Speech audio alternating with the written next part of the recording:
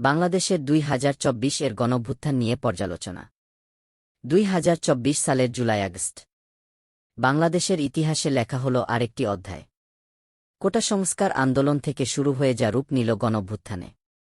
আজ আমরা ফিরে দেখব সেই দিনগুলো। 2018 সালের কোটা বাতিলের নিউজ। 2024 এর জুনে হাইকোর্টের রায়। সবকিছু শুরু জুন মাসে। হাইকোর্ট 2018 সালের কোটা বাতিলের সিদ্ধান্ত অবৈধ ঘোষণা করে। সরকারি চাকরিতে 30% মুক্তিযোদ্ধা কোটা ফিরে আসে। বিশ্ববিদ্যালয়ের শিক্ষার্থীরা রাস্তায় নামে। দাবি একটাই, মেধাভিত্তিক নিয়োগ। তারপরে 14 জুলাই প্রধানমন্ত্রীর রাজাকারের নাতিপুতি মন্তব্যের পর আন্দোলন নতুন মাত্রা পায়। তুমি কে আমি কে, রাজাকার স্লোগানে উত্তাল হয় ক্যাম্পাস। 16 জুলাই রংপুরে আবু সাইদের মৃত্যু আন্দোলনকে সারা দেশে ছড়িয়ে দেয় গি। এরপর আসে 9 দফা দাবি। সরকার কারফিউ জারি করে, ইন্টারনেট বন্ধ করে দেয়। 18-21 জুলাই সবচেয়ে রক্তক্ষয়ী দিন। জাতিসংঘের হিসেবে নিহত 650। আন্দোলনকারী, পুলিশ, সাধারণ মানুষ সব পক্ষেরই প্রাণ যায়।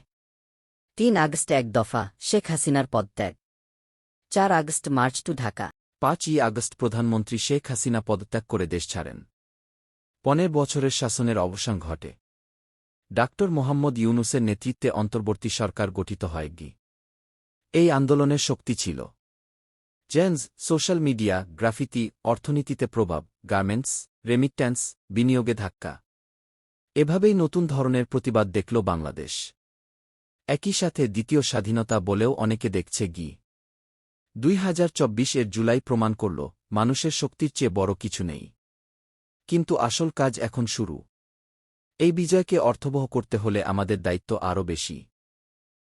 আপনারা কি ভাবছেন এই অভ্যুত্থান নিয়ে? কমেন্টে জানান।